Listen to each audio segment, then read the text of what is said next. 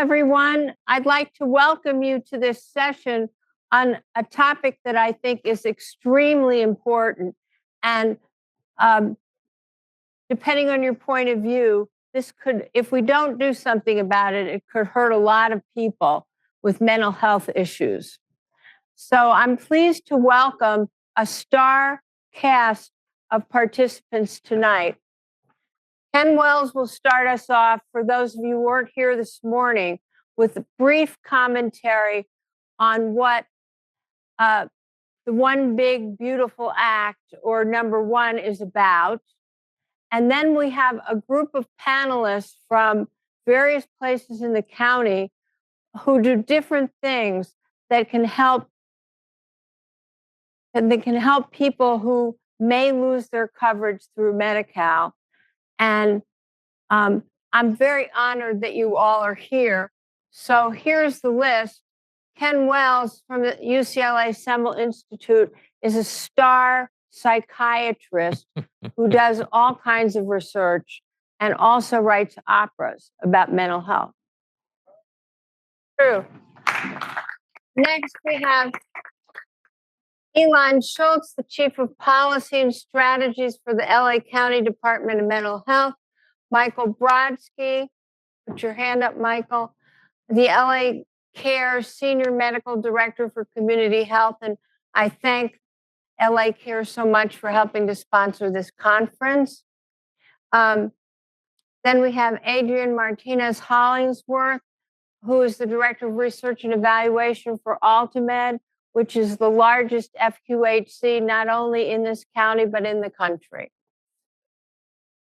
And then we have Brian Hurley, the Director of the Bureau of Substance Abuse and Prevention for LA County Department of Mental Health, and Carlos Emerita, the Program Director for Healthcare Reform, the Healthcare Reform section.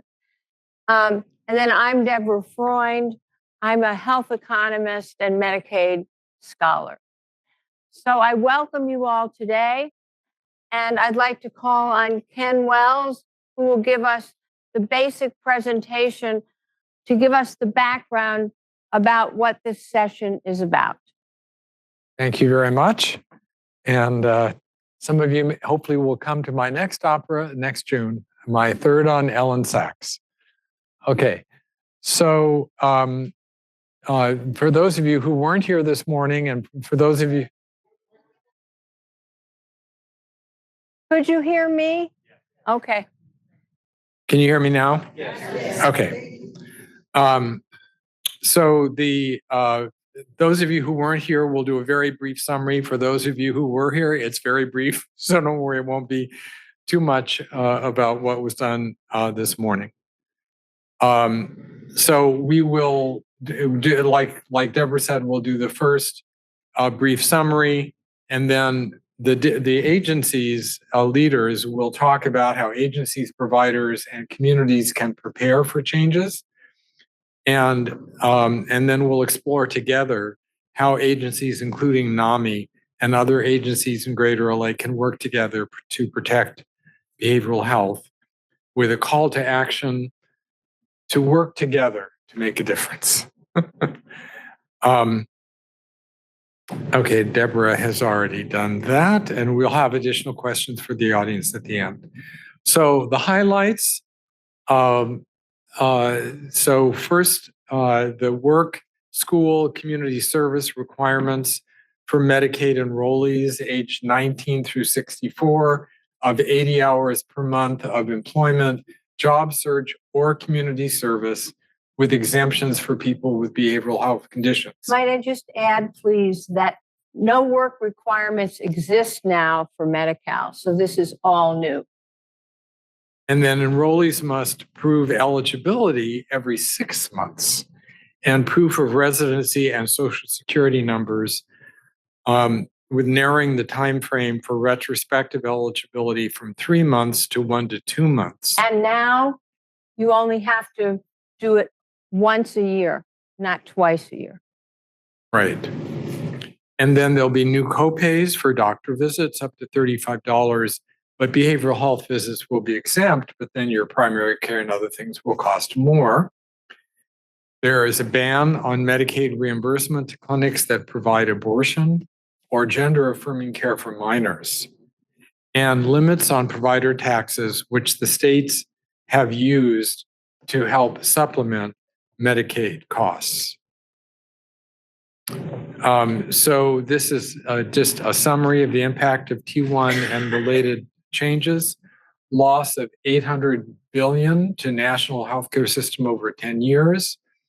Reimbursement cuts and coverage loss, drops in coverage, twice yearly requirements, rising burnout and staff turnover may be likely because of that.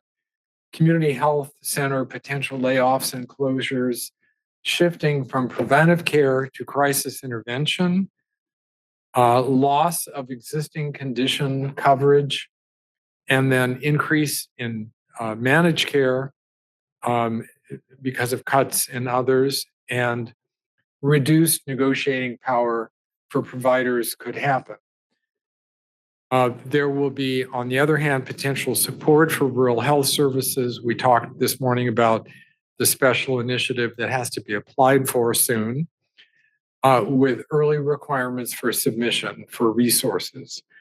Further increased impact on behavioral health will also happen from cuts to CDC and SAMHSA staffing and services. For example, 988 for suicide prevention will have many fewer staff and be less available. Impact on services in the county. That's Elan, so I'm going to switch it over to you. You can come up and use this to the right. And also there are copies of a one-pager on the table there that are the sources behind these comments. Thank you, Dr. Wells. I'm Elan Shultz. I'm the Chief of Policy and Strategy at our County Department of Mental Health. Really happy to be here today and see some familiar faces and a lot of new faces. So thank you guys for having me. I want to continue Dr. Wells's remarks about HR 1.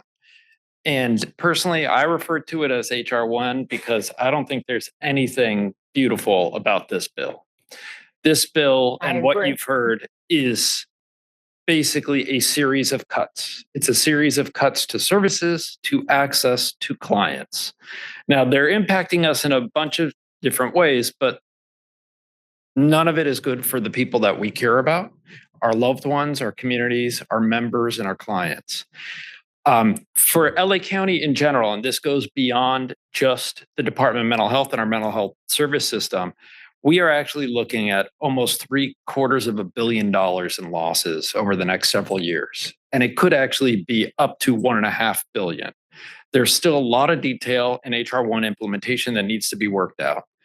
It could result in the county having to close down one or more of our facilities, our health facilities, our hospitals. And if we do that, we're going to also have to contemplate layoffs. You simply cannot close down a hospital and keep the thousands of people who are working there employed and figure out how to pay them. So we make these comments. We do not make them lightly. We know that they can cause a lot of fear and anxiety amongst our union members, our county employees, and our community. But we want to also be clear in setting realistic expectations about what may happen if HR 1 moves forward as planned and these massive cuts to county revenue, Medi-Cal revenue, hit us. Just for a little context, this comes after we have already seen huge hits to our property tax base, to our communities, to people in Eaton, Pacific Palisades who have lost their homes. So this is on top of those existing cuts. And in terms of what LA County is trying to do, I'm speaking on behalf of DMH, but Dr. Hurley, my colleague from our Substance Abuse Prevention and Control Unit, we are working hand in hand to advocate with anyone who will listen in Sacramento and Washington, D.C., that what we really need to protect our communities, to protect those who you care about, is to have people who are exempted from the workforce requirement that Dr. Wells just mentioned, to have them basically streamline that exemption process, automate it. For example, if you are a client of DMH or SAPSI, you shouldn't have to prove anything. You're already in the system. You have already been verified to have a serious enough condition that you should merit an exemption. The other thing is, as Dr. Freund mentioned, right now, people who are on Medi-Cal have to redetermine their eligibility once a year. Under HR 1, it's going to go up to twice a year. We're arguing that for our clients, they should keep it at once a year, because we know any time that you take our clients, our loved ones, and ask them to do more paperwork, more redetermination, it just increases the likelihood that they're going to fall out of Medi-Cal and fall out of care. So I do want to just repeat a couple of things that you've already heard, because they are critical. HR1 is very complicated, but the few things that we really want to make sure you understand is that although you're going to hear about share of cost, you're going to hear about copays, they don't exist for behavioral health. They don't exist for SUD care. So it could be scary, but we're trying to say, no, you're not going to lose access. You're not going to have to go to your therapist, your psychiatrist, and all of a sudden pay, or your community health center. But the biggest issue is going to be this eligibility, redetermination, and getting that workplace exemption. The rules have not yet been set. We do not yet know what the federal government and what the state is going to require us to demonstrate for these exemptions. As soon as we do, we will let you know. Right now, we don't know. We don't know how complicated it's going to be. We don't know how much work it will take. So our priority is to streamline that, but know that at some point, your loved ones are going to have to deal with that. The other thing that unfortunately I need to share is that it's not just HR1 that's impacting us. It's the state budget too. And this is incredibly important for our undocumented residents, those who, the new term is they have unsatisfactory immigration status. That's just too clinical for me. But essentially, with the ACA, Obamacare in 2014, we saw a huge expansion in coverage, especially for our single childless adults. It was an amazing thing. And it was successful in getting a lot more people into care in California. Over the last several years, we've further expanded it, especially for those who do not have legal residency.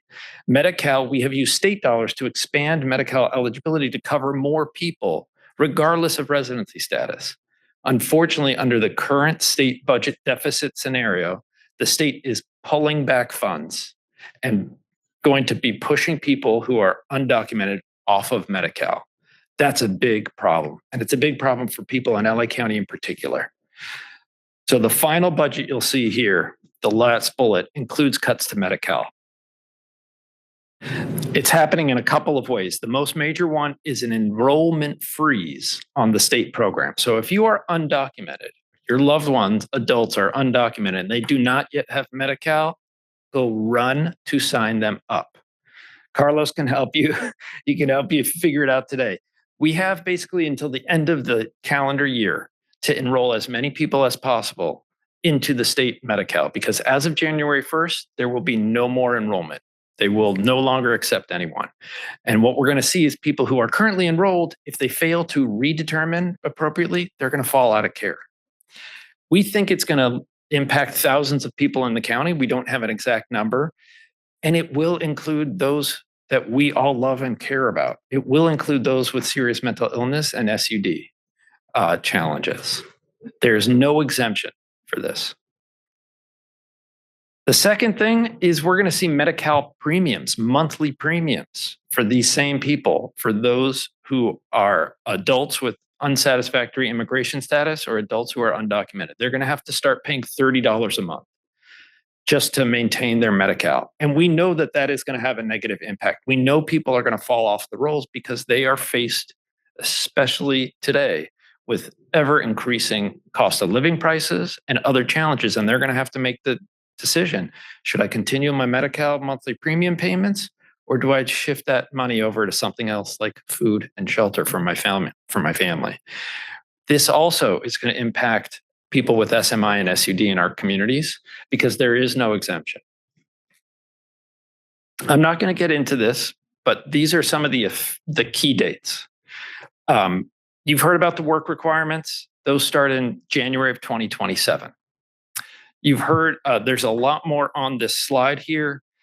This is all for HR1, but in my mind, the big ones are January 2027. That's when the work requirements kick in. That's when our loved ones, your loved ones, are going to have to start demonstrating that they should be exempted from those work requirements.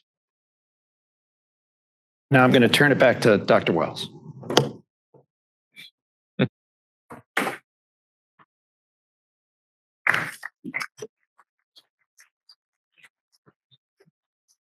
Okay, our next phase is going through the panel, having their reflections, chatting with each other, and then Debbie will help with some of the discussion after that. So we have Elan, Michael Brodsky, Adrienne, Brian, and Carlos. We'll go around the room and they'll share their perspectives from their agency, and then Debbie will help them chat and turn to you too. Would it be okay to start with Carlos? Yeah, whatever order you want to go Wherever in. you want to go. Sure. And what I would say is, I want each of you to share your reflections, but if you have comments on what the previous speaker said, just put your hand up and then go. Good afternoon, everybody. Carlos Sagreda from Los Angeles County Department of Public Social Services. My role in this is we determine Medi-Cal eligibility in the county. So when someone comes to apply for Medi-Cal, our eligibility workers are the ones who are determining you eligible or not eligible based on your scenario, right? So what we're doing in healthcare reform is we're implementing these policy changes that the state has and that the federal government is going to have in 2027. So currently, our section, along with my sister section, Medi-Cal program section, we are having webinars. We started them October 20th. The last webinar is November 7th, where we're encouraging members of the public, community stakeholders to attend these webinars. So we're informing them of the upcoming changes. Right now, we're focusing on the state changes because, like they said, those are the ones that are coming up January 1, 2026, which is the unsatisfactory immigration status, immigration freeze, and the asset reinstatement. We want to encourage people to apply before December 31st, so they're eligible for this full scope Medi-Cal. That way, they get all the services that they're eligible for, right? Because if they apply January 1, 2026, then this population is going to be eligible for restricted Medi-Cal, which is just emergency and pregnancy services. So we encourage everybody to apply for these benefits. I welcome you to go to my dpss.lacounty.gov, and you're going to see a web slider there where you can sign up for this webinar. So encourage your friends, family, and neighbors to sign up and ask many questions as you can. Although again, the focus is on the state changes. Upcoming webinars after probably like the first quarter of next year, we're going to start focusing on the changes of HR1 policy, right? Which is the big ones. Unfortunately, it's the work requirements, the 6-month renewals, the retro Medi-Cal changes, and this impacts the population that was made eligible by the Federal Affordable Care Act expansion, right? Which is known as Obamacare. So we're having meetings with the state and other counties to make sure that whatever is implemented works for the counties. One of the things is to align policy with CalFresh, because they're also going to have to implement some work requirements. We're also trying to make sure that those individuals who are exempt for these for the work requirements, they're automatically given those exemptions, right? They don't have to do anything, like a previous speaker said. You know, be it if you're working and you meet the income criteria, or if you're going to school or doing some sort of community service, we're trying to find systems that automatically have that information. So those exemptions are implemented, and our beneficiaries don't have to report it to the eligibility worker, right? That eases a caseload on the eligibility workers, and it's going to be faster for our beneficiaries to continue receiving these benefits. As of August 2025, we have 3.4 million individuals or Medi-Cal beneficiaries receiving Medi-Cal in LA County alone. LA County has a population over 10 million, I believe. So there's quite a few, right? So we want to make sure that anybody who's eligible for Medi-Cal continues to be eligible and ensure that they submit anything that they need to submit, right, to keep their benefits. So that's why we're encouraging everybody to, apply for benefits if you're interested. Make sure that you follow the program rules. But at the same time, what healthcare reform and Medi-Cal program are doing is talking to the state, making sure that we'll miss out or we won't, lose that many individuals receiving Medi-Cal, right? Like aligning policies. It's just very important for us to actually get that word out. One of the things that I could say is, for the Medi-Cal 6-month renewals and the work requirements, the state hasn't really told us much about certain rules or guidelines because they're still talking to the Center of Medicaid Services in the federal government, right? So we know very little. But they're identifying the population, they're identifying who's going to be impacted, and that way DPSS could give that information to the public via webinars, via social media posts, in any way we can, so we could encourage people to continue submitting their packets if needed, or hopefully they don't need to submit the packet and they automatically go through the federal hub system, and the system says, you're eligible because we know you meet the work requirements based on your income, or because we see that you're in school, or there's a community service application that was developed saying, this person is already meeting the needs, right, for the requirements for this work requirements and everything else that the HR one is going to be impacting.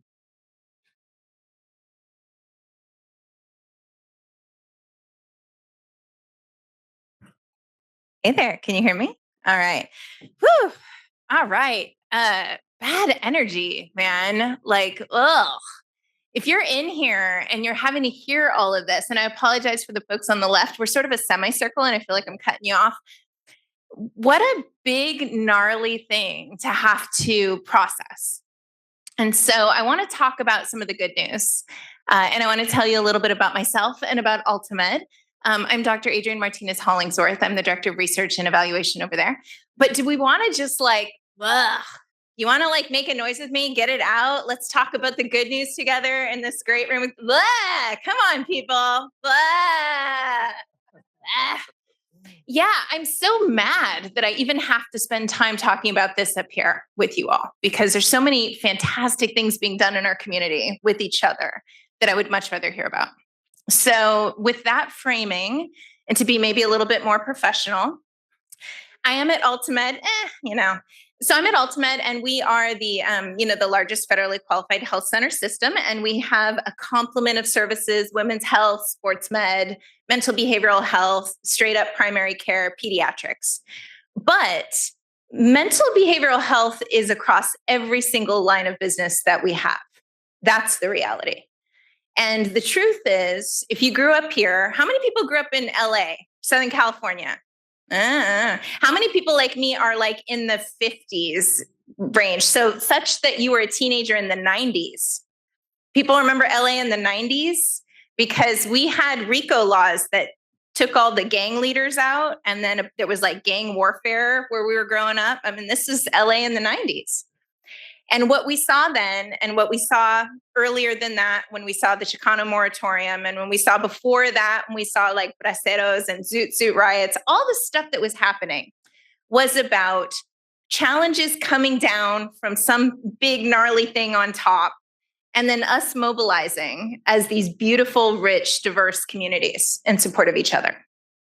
So I can tell you very practical things we're doing at Ultimed, our community organizing research engagement team is going to be making sure that people are aware when their Medi-Cal eligibilities may be coming up, and, getting out into the communities, giving out backpacks at schools, but also talking to parents. We're going to do all that stuff.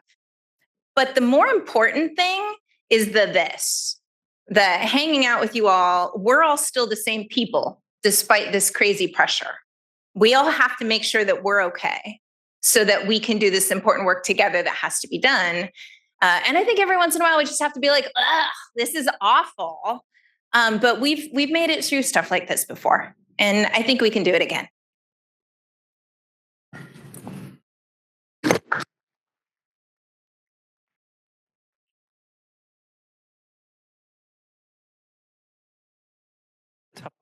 That's a tough act to follow, and we're after lunch. So, I mean, this is like kind of a bummer of a panel, although I'm happy to see everyone here.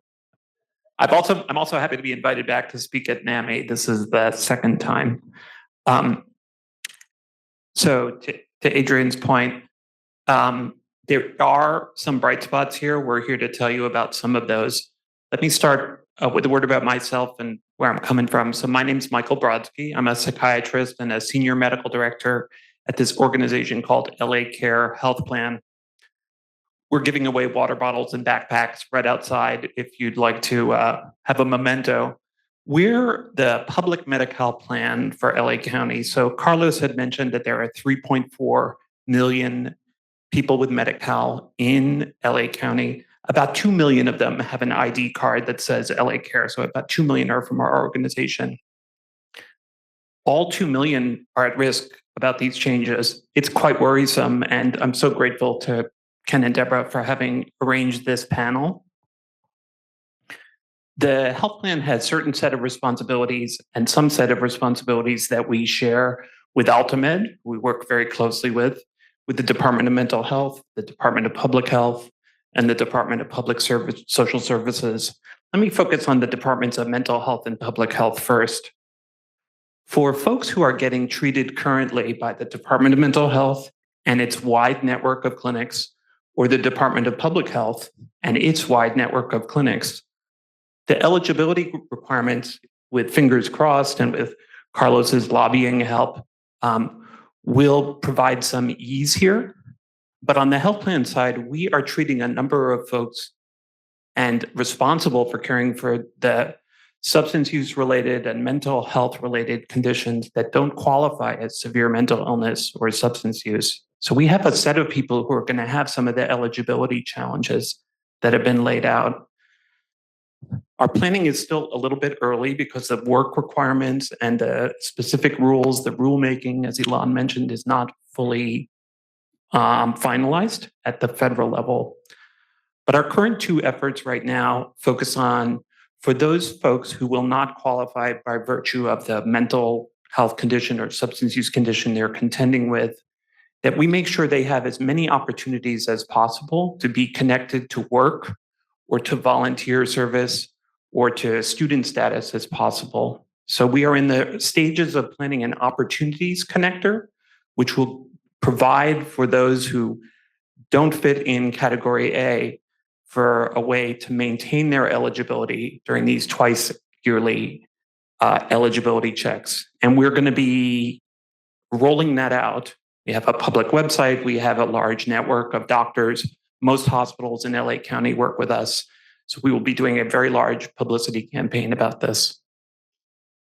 The second piece of what we're planning to do is already on the ground, LA Care invests in community centers. We have about 14 of them around the LA County. The closest one is our Metro LA Center.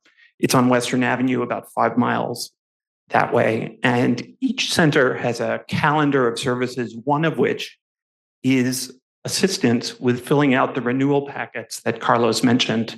These renewal packets are going to be key for people either to maintain their Medi-Cal or if they fall off the rolls of Medi-Cal to quickly re-enroll. And those, they're sort of like wide open walk-in clinics. You don't have to have any affiliation with LA Care to walk in. These centers are co-sponsored with another health plan called Blue Shield Promise. And at the Western Avenue facility, those clinics take place on Mondays. So if there are people in the room who want help completing their renewal packet, come next Monday. They'll be there 9 to 5. You don't have to have anything to do with LA Care. The third piece we're going to have is we're going to take advantage of the large network of doctors that Adrian works with at Altamed and elsewhere. And we are going to enlist doctors to help remind all the patients and all of our friends and neighbors to keep up with their renewals during their doctor's appointments. This is not usually what doctors do in appointments, but it's going to be important, especially in the coming 5 years, that people stay on top of their packet so that after when you're scheduling your next checkup with your doctor, you remember to also complete your renewal so that that checkup would get paid for. That's all. Thanks. May I borrow? Good afternoon. So I'm Brian. I'm an addiction psychiatrist, and I'm the medical director of SAPC, Substance Abuse Prevention and Control, in the County Department of Public Health. I want to talk a little bit about substance use in Los Angeles and how this intersects with that.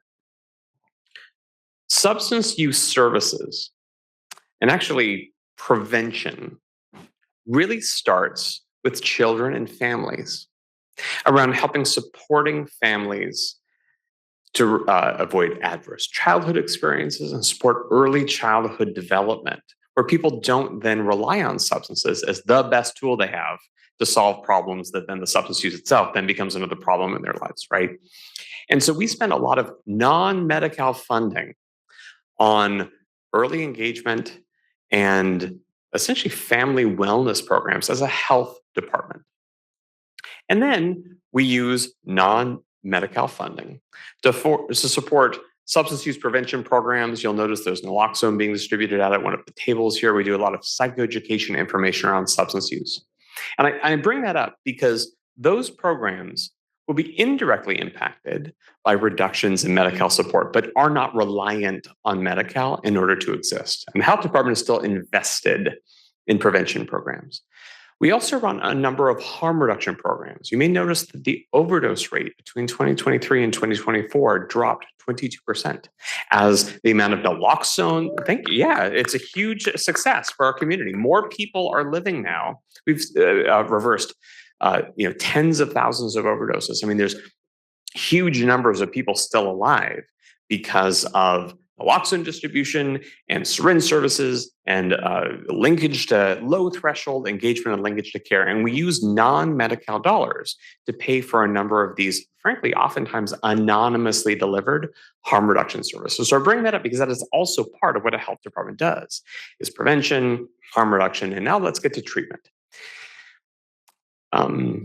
Medi-Cal has not always funded substance use treatment. In fact, using Medi-Cal dollars to pay for withdrawal management, residential, high-intensity outpatient and outpatient treatment, I'll call it the full spectrum of treatment, really didn't get going in Los Angeles until 2017. That's less than 10, we're sort of less than 10 years into deep Medi-Cal investments. And we have more than doubled the number of residential beds we have. We have consistently gone up in the count of admissions and in our enrollment.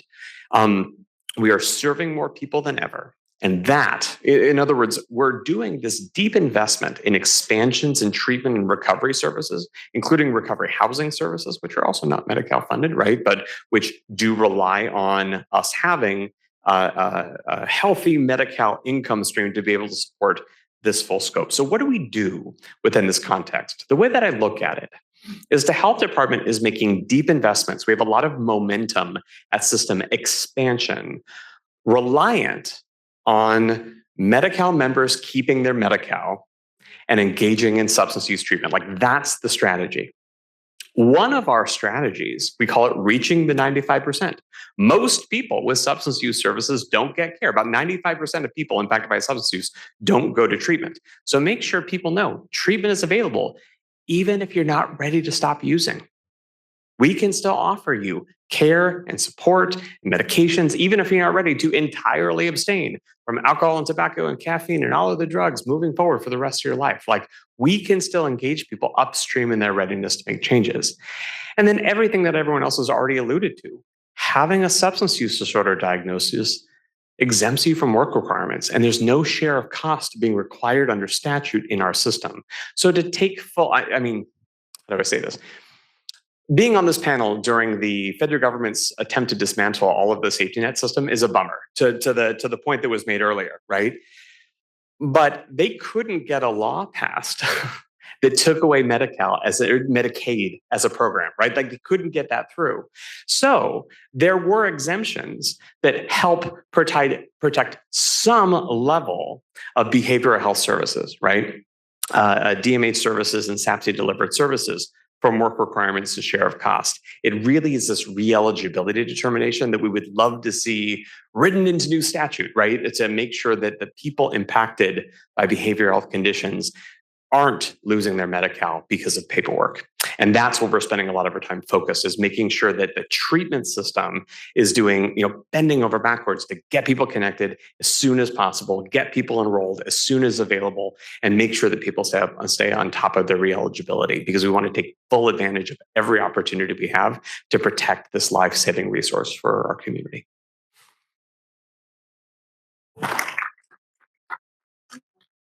Thank you, Dr. Hurley. So once again, Elan Shultz. I am with the LA County Department of Mental Health. Thanks. And Chief of Policy and Strategy, which means that I spend most of my time working on legislative issues, both at the state, the federal, local level, and government relations. And so I've spent a lot of time trying to understand exactly what HR 1 is going to do, what the state budget is going to do, and other things. Maybe you guys went to a session this morning on SB 43 or on BHSA Prop 1. So there are a lot of changes going on. I have 2 points. I've already spoken quite a bit. I do want to share 2 last pieces here. One is we want you to help us get the message out. What you're hearing from all of us, frankly, is frustration, because none of us want to deal with these issues. We're all about expanding care, expanding access, and that's not, unfortunately, the scenario that we have right now. But we can't preserve care and access, and all of our agencies are working towards that goal of making sure that everybody in this room, everybody that you care about, maintains their health insurance, their Medi-Cal access, their coverage, and can continue to come to seek services. And we need your help. And I'm not asking you to remember any of the details. None of them. You don't have to know any of this stuff. But I do want you, if a year from now, 18 months from now, your loved one says, I don't think I can go to my doctor anymore. I can't go to my appointment anymore. Now, and they'll have a list, right? Now I have a copay. Now I have monthly premiums. I'm no longer on Medi-Cal. There are a lot of things they could say. All we want is for you to say, let's double check that. I think there's still a way, because that's what we're all working on, figuring out ways to ensure care and access. So you've got some of our amazing community providers like Ultimed, who are going to make sure that they re-enroll you. Every time you walk in the door, Adrienne and her friends are going to re-enroll you. You were there last month, it doesn't matter. They're going to check again and make sure you're still enrolled. Carlos and his team are going to do the same thing. Dr. Brodsky, you heard from LA Care, they are literally having people who will do the application with you side by side to help you do it. The one thing that I want you to know is we just need you to ask your loved ones and your friends and your neighbors, let's double check that. There may still be a way to get care. Let's not, especially for our loved ones who we know need consistent care, medication, therapy, and support. We cannot let any of this that you heard us discuss today be a roadblock to continuing their care. And the second thing that I want to share is that a lot of our agencies, and I'm pointing at Ultimed as a provider, but I'm also saying it for DMH, because as some of you may know, we also operate our own clinics. Our doors will always be open. And at DMH, we never have asked and we never will ask about your residency status. And I know that's true for Ultimed too, right? We don't keep it in the records. We don't care. So if you, unfortunately, you or your loved ones do fall off of Medi-Cal, you get frozen out of redetermination and eligibility, please continue to come in and get care. We will work with you. We will offer you service and access. And we'll also continue to refer you to our other partners so that you can always get that care or your loved ones can. Thanks. questions you asked. Oh, Yeah.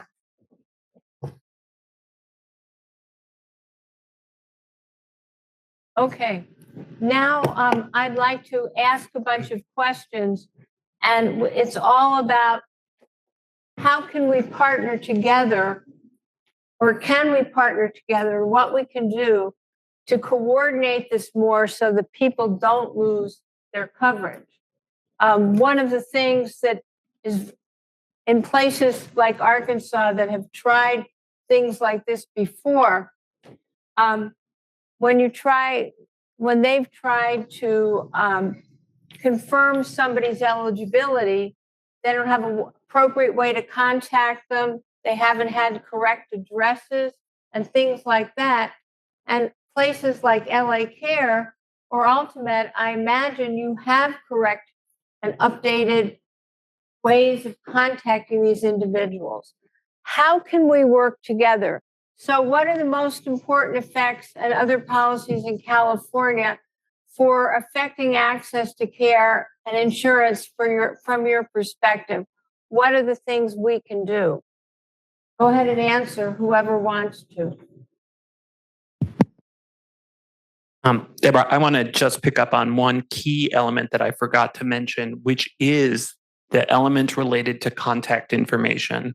So piggybacking on what Elan said about the importance of double checking whether folks remain eligible for Medi-Cal, it's vitally important that both the Department of Public Social Services and the health plan that people are enrolled in and the clinics where people get their care have the right contact information. You cannot imagine how many folks we try to reach and none of the phone numbers we have on record are updated. That's what I was going to talk about, what I wanted you to talk about.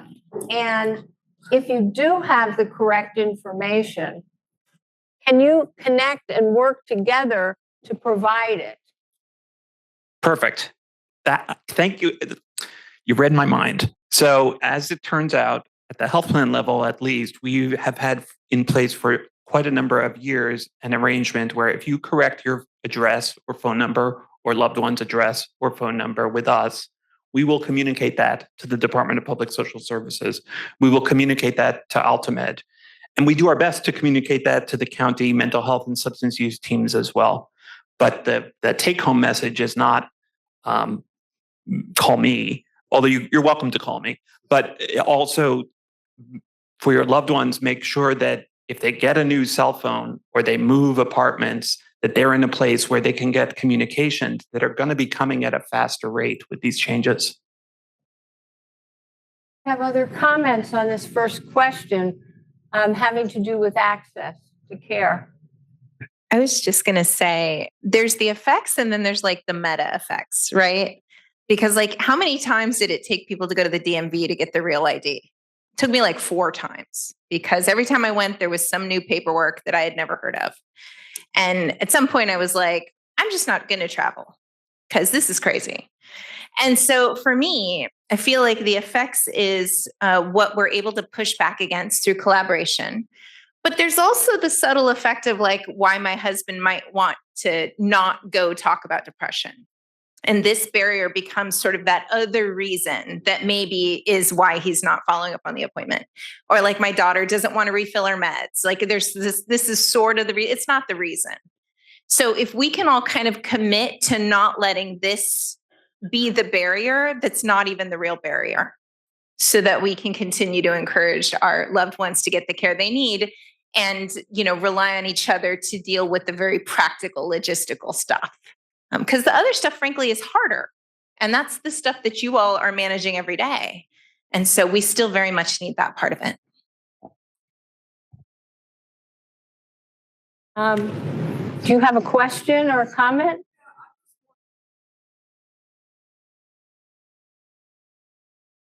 Hold on. I'm so sorry. Okay. So sorry. I work with a lot of families, and the number one complaint I hear from families like every day is the lack of their inability to get the health plans to accept the information they're trying to give them. It is, like mom is saying, I'm calling LA Care, no offense, or, Blue Anthem, whatever it is. And they have the information they're on hold for, an hour they use up their whole lunch hour to give this vital information to keep their loved ones' information updated. And it just doesn't work. They get barriers right there. So is there some way you can survey the family members or the collaterals, whatever you call them this week, and figure out what is it that you can do to make it easier that people, family members or loved ones, play sisters, whatever, can input that information. Well, are you the designated representative for that person? We need to talk to them first. It is hard. I'd like to focus on one of the questions and ask you all, how can you collaborate in ways you're not to maximize Medi-Cal enrollment? And then what can NAMI do when they hear about people who want to stay on Medi-Cal or don't have it? Who should they connect with to help make that happen? Is it okay if I respond to this young lady's question? Because I want to make sure that you feel heard. Yeah, I'm always shocked when I can't get an appointment. I'm like, me? Like, if I can't get an appointment, what are other members doing? So one of the things we're doing at UltiMed is we're convening these patient and family advisory councils where we're trying to not assume what the problem is and then fix a problem that's convenient for us to fix. And I think the reality sometimes is exactly what you're saying. And so I would encourage folks, if you have that dialogue, if you're able to give feedback, if you're able to talk to your health plan, your health system, your individual provider office and say, I'm having this challenge. Sometimes folks are listening. I would say right now we're really listening. And so solving the problem might not be you need more instant messages, but we actually need more people staffing the phones. And so, I think we tend to, I'm saying we, but I'm speaking for myself. I tend to assume a lot what the issue is and get it wrong in the first couple minutes and then forever try to correct the problem. That's the wrong problem. So that dialogue, I think, is really important. Thanks, Deborah. Any reactions to what I just asked? How can you collaborate to make sure, and what can NAMI do to work with you to make sure people don't lose their coverage? How can you collaborate in ways you're not, perhaps? So I have one thought, but we can't do it yet. When the federal government, and this is coming from CMS eventually, and then the state figure out how the workplace requirement exemption process will be rolled out, I think we need to figure out how to explain it to a lay audience, explain it to you and your friends and your colleagues, and start hosting workshops, town halls, presentations. And in that case, NAMI does have a role. You guys can host them. We don't know what the answer is yet, but at some point we will know what we need to say. We will know what you and your loved ones need to hear in order to go through this exemption process and maintain Medi-Cal access. And at that point, we could use NAMI's help to help us get the word out. I just add a point. Sure. And as we talked about this morning, there was a randomized trial that found that re-enrollment was more likely if there was texting support and also a helpline that people could call because it can be difficult to, what do I do online? And, that kind of thing.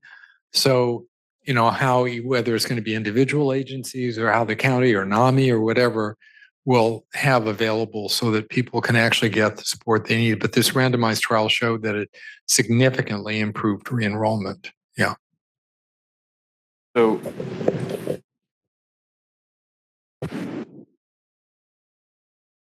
We work with DPSS to make sure we're aware of all of the entry points for Medi-Cal enrollment. I think one way to think about protecting people's eligibility is there's really no wrong way of doing it. Rather than thinking about what's like the way of doing it, like what's like the single way of entry, it's lots of redundancy, lots of ways in order to be able to enroll. So the SAPC network of care, all of our treatment services are contracted out to community-based organizations. So unlike our colleagues in other county departments, we don't have like a county facility or a county clinic, right? It's all like when you get SAPC contracted services, you get it at our contractor sites. And those are probably the places that you think of, oh, I got care at this agency or that agency. And the way that we finance the care using Medi-Cal requires those agencies to verify people's financial eligibility. And that is dominantly people who enrolled in Medi-Cal, but there's other local county funding sources that can be used for people that meet other eligibility requirements.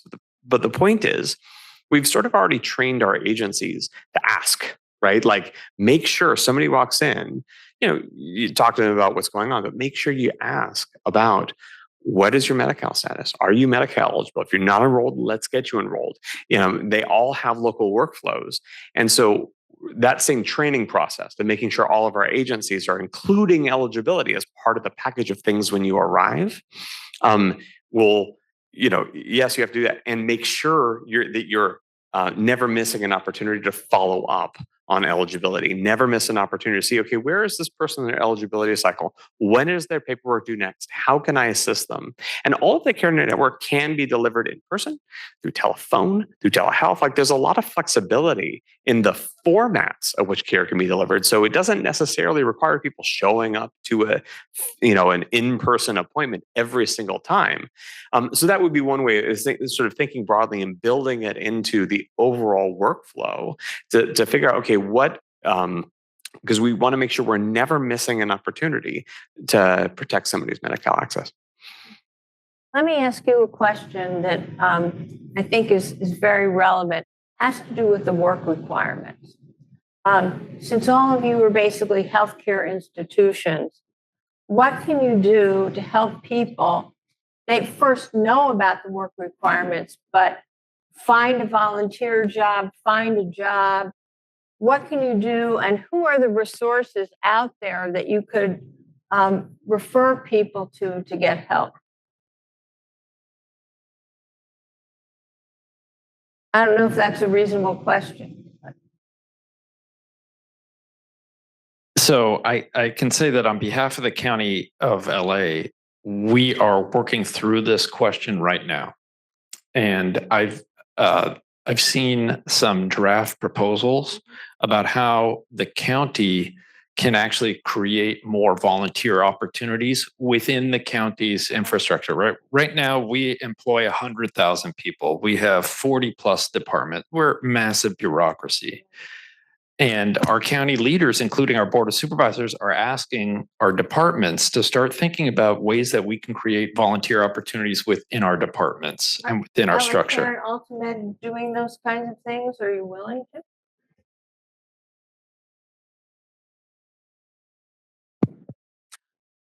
Yes.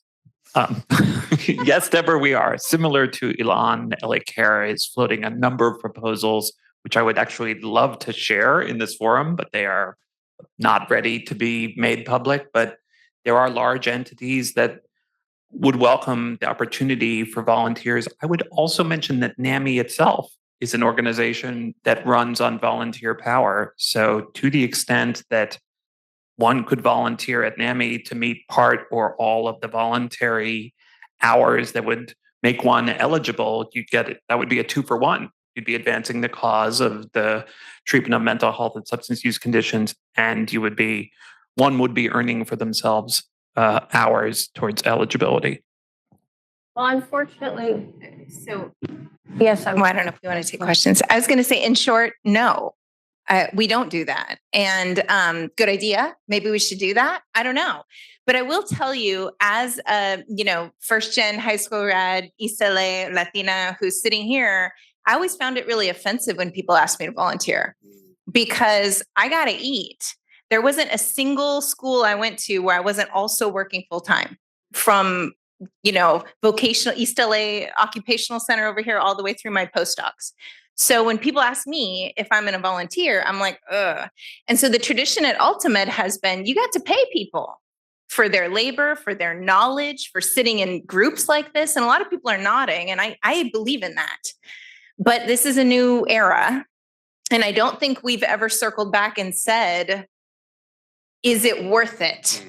Do we have to somehow build an infrastructure that prevents this extractive behaviors from the community that we know is the tradition, but is somehow giving access to desperately needed services? So good idea. I'll talk about it tomorrow when I go back. Well, I think we have 10 more minutes and there's several questions. So I'd like you all to ask your questions now. Go ahead. Yeah. My name is Angie. Before I get disabled, I was a critical care emergency room registered nurse. Whatever you guys are talking, I agree with the UCLA physicians. The critical elements is if we have the phone number and text. I have been volunteering since the COVID. But I also agree, volunteers need to be compensated for stipend. What I adopt and I use community business, McDonald's and Starbucks. Station 1 or 2 volunteers that's agreed to be there for 8 hours. McDonald's is a low-income fast food entry. You have a table station there and just put out the sign, make sure you're Medicaid confirmed. All we ask is a phone number because of privacy. So you don't ask anything but a phone number that's registered to your computer. Any more details, you can follow through giving it within a month. But the minute I have a text phone number for that individual, you complete your volunteer enrollment. Because I work in hospital for 50 years. All day I look at computer. My eyes cannot look at any more computer anymore. But I can handle a text message. A lot of aging, low-income elderly cannot handle computer. They are not from that generation. I'm not. I get panicked. When you open a computer screen, millions of character, you don't know which route to fill out. So in this urgent time, we have to focus as a team of LA. One critical element is to get their phone number. Most of the low-income group has government-provided phone number. That phone number, when I help out the low-income, that is the phone number they hold on to life. And from that, after you get the phone number and update them, and then whatever detail where they live, how much they make, it can all come back, to update within a month, within 2. So in emergency situation, we only require 3 criteria, A, B, C. Nobody can handle any information more than 3 items. Thank you. That's my there was another question over here. So 1, 2, 3 in that order. Go ahead. Wait, what did you say? Yes, I'll call on you, I promise. So you're 5, number 5.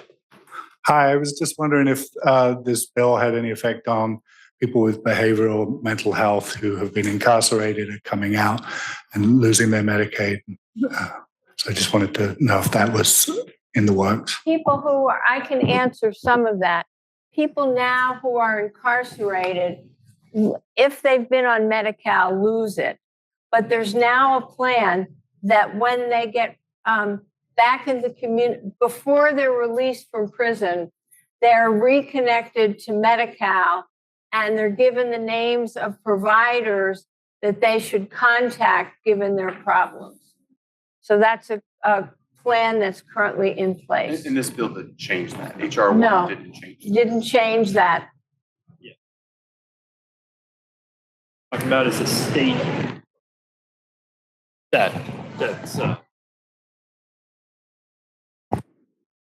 Okay, second question. I gave you numbers. Go ahead.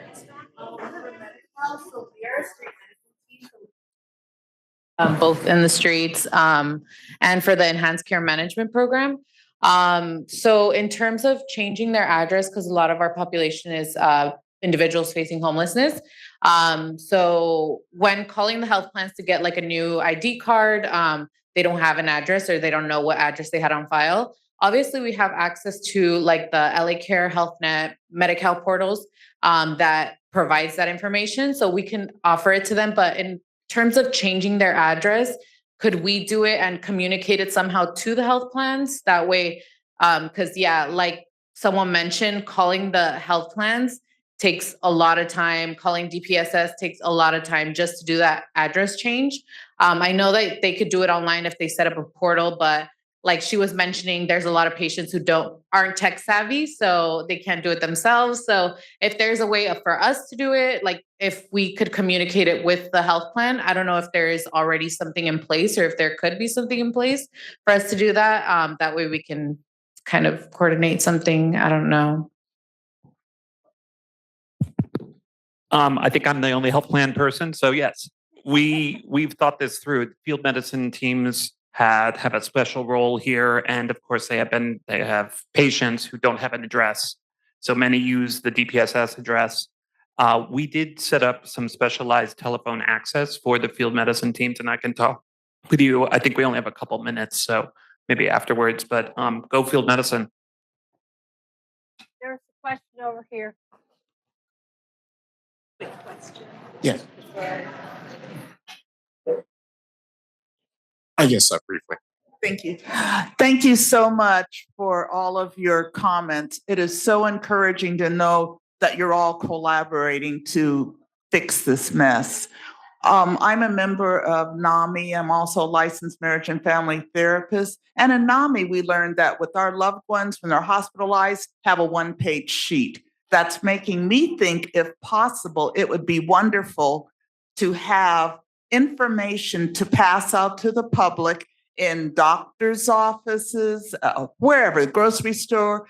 And with some of the things you've mentioned here, like, for example, as of the 1st, the governor is going to no longer have Medi-Cal for the undocumented, bullet points so people can pay attention. And also you mentioned webinars, so an address for the webinars. And then the clinic on Western, I don't know if that's the one near Jefferson or whatever, but saying that this clinic is opened on Mondays from 9 to 5 to help you fill out paperwork.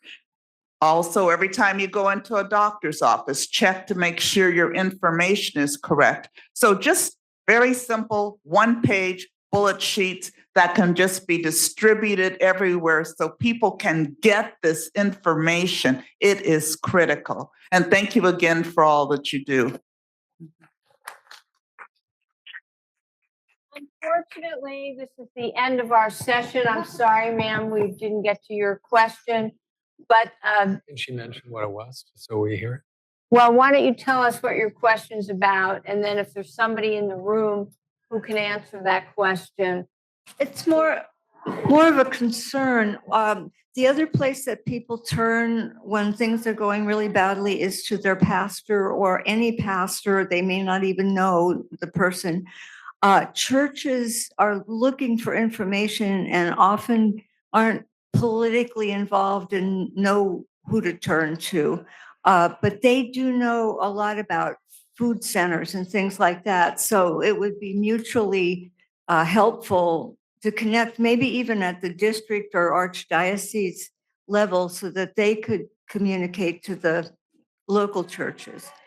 But I'm in a church collaborative with several other churches, and they don't even know about this stuff. I think, thank you for that. That's a really important point.